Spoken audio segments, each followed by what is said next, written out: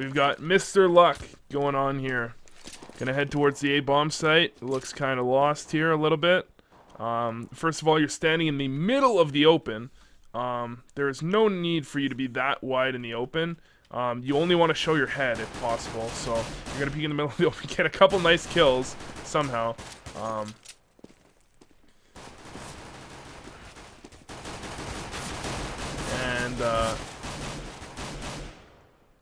Yeah, you're just sitting in the middle of the open. You're landing some kills, but you're sitting in the middle of the open. You're a little bit too static. You need to be moving back and forth a little bit more, just keeping yourself a hard target to hit.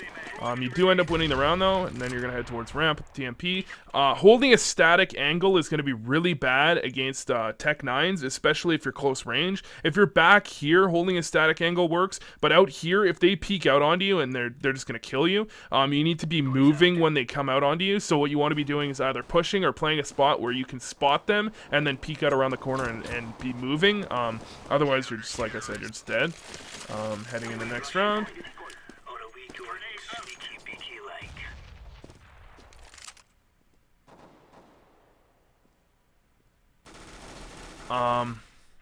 So now you're sitting in the same corner. Again, bad corner to be staying in. You want to be playing in corners. You don't want to be close range too often against people with Tech 9s, but when you do, you want to be playing a spot where you can spot them and then push, so you can catch them off guard or flash them if possible, and just spray them down. That's your whole goal with the MP9. Throwing a smoke from the middle of the open, generally a bad idea, and not only that, they're going to be able to see where that smoke came from. So if they were sitting there, they'd know where you threw that smoke from. You need to be very aware of that. You could have right-clicked it. You need to be kind of moving around here. Playing a little bit too static, or a lot too static. Again, holding the same corner. They should be killing you when you stay there, okay? Just because it works doesn't mean it's a good idea. Don't do that.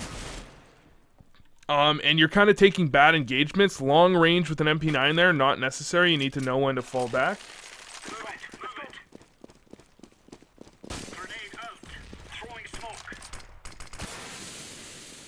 Now you're going to be sitting here. This is a really weird angle.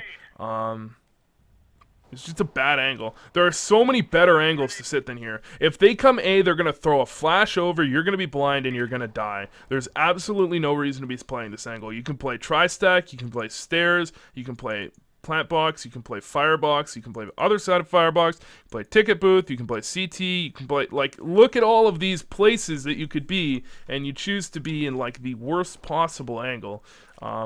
You have to be thinking about the reason these angles are bad. You need to be thinking about this.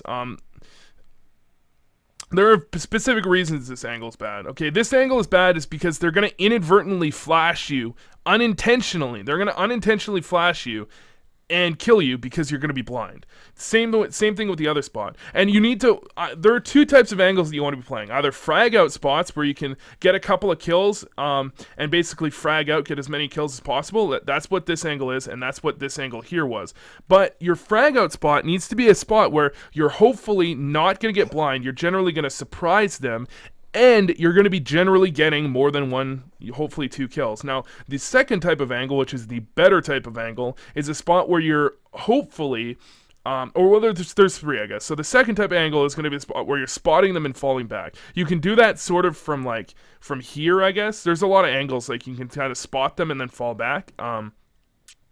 Like, if you were to hold connector here, looking at underpass, waiting for someone to come by, spot them, and then fall back. And then the third type of angle is kind of a more variable angle, not a static angle, where you can be doing, like, spotting them and then moving. So, like, behind here, you can spot out this side, come back, spot there, come back, spot out this side, like, spot out that side, right? You got a variable angle, so you can't just get caught like that. That's generally what you want to be doing as much as possible, more than frag out spots. But if you are going to be playing a frag out spot, you want to make sure you're playing a frag out spot where you're actually going to be catching people off guard, rather than a frag out spot where you're just kind of, you're going to get unintentionally blinded and then completely screwed. You need to be choosing your angles a little bit better. So now this is a good spot. You're going to be able to catch them off guard here. You know you have them trapped in apartments, so there's no reason for you to move. Just stay here. And you'll be able to do well. Again, staying here. Your teammate is watching this, so you don't have to worry about them coming cat. So you should just be worried about them coming through apartments. Then as soon as they make noise on that side, you should be pushing. You should be on the flank here. There's no reason for you not to flank because of your positioning. It's just a little bit better of a spot. Generally, the flank is the best place to go, unless you have a reason to think that they're going to be watching the flank, or if you're really, really late and don't have the time. With having the time there's no reason for you not to flank. Thanks for following. Now coming through, your strafing isn't the greatest, but everything turns out fine. And heading into the next round number 5. Gonna smoke towards ramp, again playing the same spot. Just gonna fast forward through this. Now this is a better spot, but again, you're a little bit far back. They're going to take this engagement, they're going to spot you out, and because they have AKs, they're generally probably going to be able to kill you here. You don't want to play spots where you're like in a 50-50 engagement. That's why you want to be surprising them or playing variable spots, because if you're 50-50 here, that's bad because this is a CT-sided map. So even if you can get 1 kill and then get traded, that's also bad. Being in a 4-on-4 is bad. Or worse for the CT side than it is for the T side. Like, the CTs lose more than they gain. Now, heading over into B, you're taking a bad route again. It would have made a lot more sense for you either to come through here or to come through here. Coming like this doesn't make very much sense. You're just delaying your rotate for a really, really long time. You have good aim, and I guess your movement is okay. And that's kind of masking the problems you have that are very clear problems. So you're doing quite well, even though you're doing a lot of things wrong. I mean, and by your aim is good, I mean your aim is better than the people you're playing against, so everything turns out to be fine. Okay, next round. You're on round number 7 here. Again, holding a bad angle. Now you're going to cross over that opper, and you have 2 options here. You either fall back instantly, or you run up like this, okay? Because when you run up like this, you come up like this and then jump over. If he's trying to peek out, he's going to miss you. The thing is, holding the angle you did there, you have a fucking P2000. Do you really honestly think you're going to be able to outshoot an opper? No, it's never going to happen. If this guy wants to kill you, he's going to peek out and kill you every time. You have to surprise people when you have a P2000. That's why you run, like, you can walk up here and then jump across, so that if he is holding this angle, he's gonna miss a shot and you can get an easy kill on him. Yeah. So now you're going to come around the corner. It should be an easy kill here. There's your easy kill. Now you've got a Galil. Now what you don't want to do is this. You need to reposition. They know where you are here. They're going to peek you and you're going to die. Once you get a kill and someone knows where you are, you always need to reposition. You can't just sit in the same spot or you're going to end up dying. What the fuck is going on in this guy's mask? He's like looking at Palace right now. That's Palace in its mask. That's weird. Anyways. Let's just skip to the second half because you're making a lot of the same issues over and over again. So going into the second half, it's not actually the second half quite yet. Is this the second half? This is the second half. Okay, so we made it to a gun round in the second half. Let's do that. You're gonna have an AK and some nade and smoke. You're gonna run up. Then you're gonna stop, which doesn't make much sense. Generally, if you're going to delay, you may as well walk. You walk from the stairs back here. You walk all the way, because there's no reason for you to get there that early if you're just going to stop here. Now you're just going to continue holding. I don't know what your thought process is here. Like, what is your plan there? Why are you just holding that angle? If nobody's here, then why are you staying back here? Like, why don't you push up? Why don't you make your way through? Why don't you try and start winning your team the round? Because all you're doing by sitting there and not doing anything is not doing anything. You're not helping your team. You're not impacting the round in any meaningful way. You're just kind of sitting there and letting your team decide. Which you don't want to do. Just work a pick, generally. It's a good idea. Anyways, now you're in a 3v3, bombs planted. Now you're in a 2v3 with a bomb planted. So what you want to be doing is hopefully playing a spot where you can definitely catch someone off guard and get an advantage by getting an entry pick.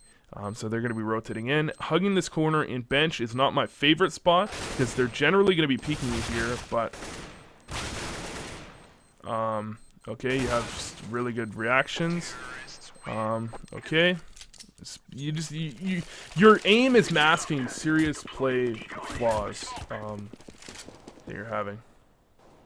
Anyways, again, you need to make sure you're doing something from here. Once you know he's there, you should be pushing up on him. Don't let him fall back like that, because then you gained a bunch of information by catching him there, but didn't punish him in any way. So you're back to where you were early on. You want to take the risk there. Start to push up on him. What you want to do is get out to here, so you have an angle on him to stop him from falling back, because you never want to, basically, all you're doing by sitting back there and just tapping is letting him do his own thing. He's going to be able to fall back, reposition, do whatever he wants. And on T's side, where you're at the disadvantage, you want to take a risk like that. You see him push up there, try and catch him off guard. Even if there's a good chance that maybe he peeks out on you and catches you, and he kills you, maybe you're taking a 50-50 engagement, maybe you even have an advantage there. That's great, because you're on a CT-sided map. Mirage. So now you're going to head around. Get a few kills. Head into the A site. Now you're in a 4-on-2. All you need to do is... You're not having an impact on the round. You're just letting your team kind of do their thing, and you're just following them around, which is bad. Take some initiative. Go first. Make rounds happen. Or else you're going to end up top fragging a lot of the time and not actually winning rounds, because you're not impacting the way the round's going.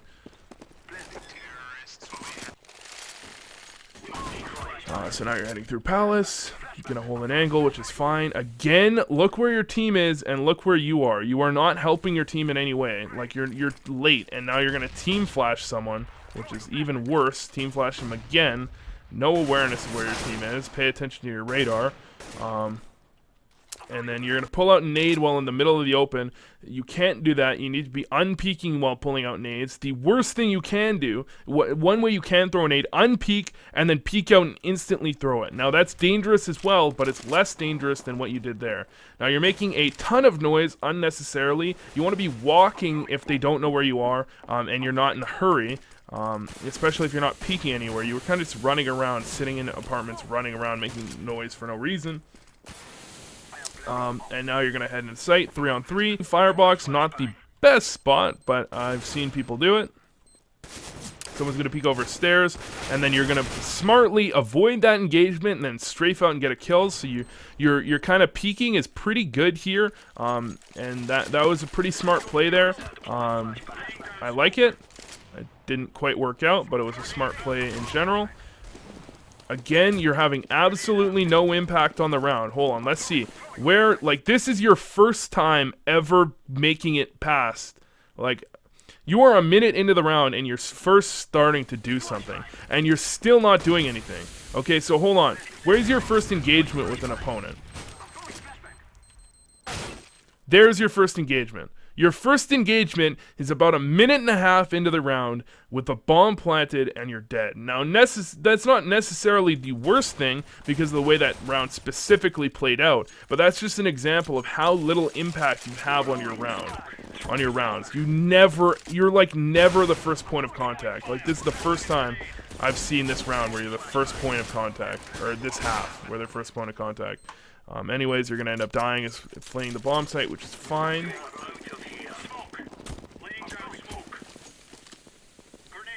Now, your team is running around like a bunch of fucking retards, which is also fine. And you're going to abandon. You got the bomb for some reason, which is bad. If you've got the bomb, you need to go with your team. Again, you do nothing. You have done nothing. Your whole team is dead, and you haven't seen anybody yet. This is so bad.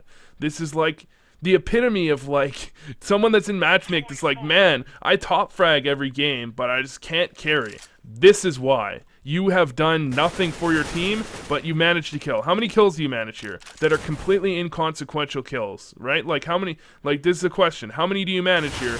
None of them mean anything. You get 2 kills. Great.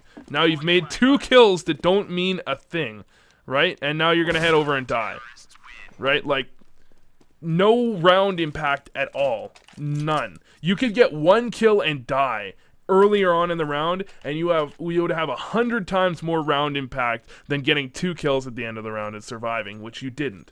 You died. No round impact at all. None. 0. Like, this is the least round impact. If I was, like, designing a game where you have the least possible round impact, this would be it. So let's see.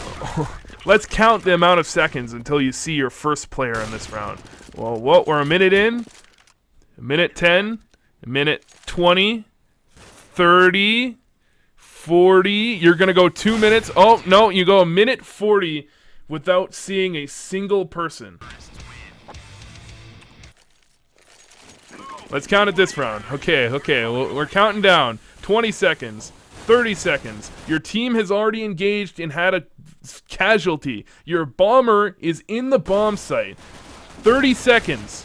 You still haven't seen anybody. You still haven't shot at anybody. You've been shot at, but you haven't shot at anybody yet. 40 seconds. How long? 50 seconds. 50 seconds and you still haven't shot at anybody. You can count it this round too. This is getting tiring. 20 seconds, 30 seconds, 40 seconds. You finally shot at someone after, like, this is ridiculous. All right, I think the point has been